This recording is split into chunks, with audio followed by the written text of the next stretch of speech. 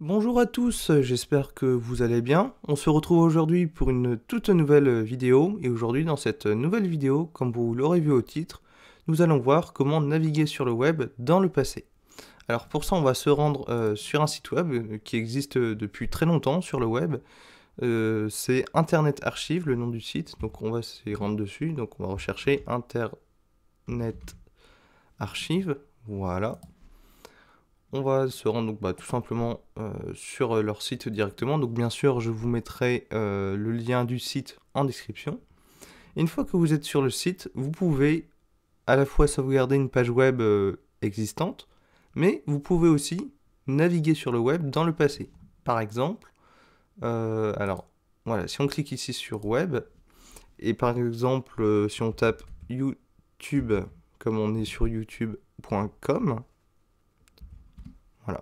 On appuie sur Entrée pour valider. Voilà. Et donc là, on arrive sur la page de YouTube.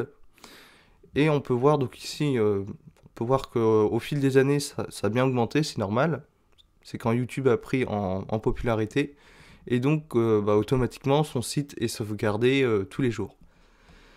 Donc, par exemple, si on va en 2005, donc au début, vraiment au grand début de YouTube, eh ben, c'est possible de voir un peu à quoi ressemblait YouTube en 2005. Par exemple, voilà, on peut prendre un aperçu le 7 mai 2005 à 10h26 par exemple. Je vais l'ouvrir dans un nouvel onglet. Alors bon, ma connexion est un peu lente, donc ça risque d'être un peu long à charger, voilà. Bon là ici, il nous dit que Flash Player n'est pas compatible, en fait, il n'existe plus depuis, mais bon. À l'époque, YouTube fonctionnait avec Flash Player, donc voilà un peu à quoi ressemblait la page d'accueil de YouTube à l'époque. Donc là, ici, c'était en mai 2005. Voilà. Donc ça a été une vidéo assez courte, j'espère qu'elle vous aura plu, j'espère qu'elle vous aura aidé. Ah, qu'elle vous aura aidé. J'espère qu'elle vous aidera si vous voulez accéder à des anciens sites web qui n'existent plus aujourd'hui. C'est toujours possible, alors bien sûr il faut qu'il ait été sauvegardé. Et qu'il soit sauvegardé de temps en temps, parce qu'il faut faire ces sauvegardes-là manuellement. Ici, ce sont des personnes qui le font manuellement. Après, il y a la possibilité aussi, j'ai déjà testé une fois, on peut installer une application pour ce site web-là, et quand on accède à un site, on peut le sauvegarder sur Internet Archive. Si vous voulez, je vous ferai une vidéo dans laquelle je vous expliquerai comment installer cette extension. Donc c'est une extension un peu comme un bloqueur de publicité.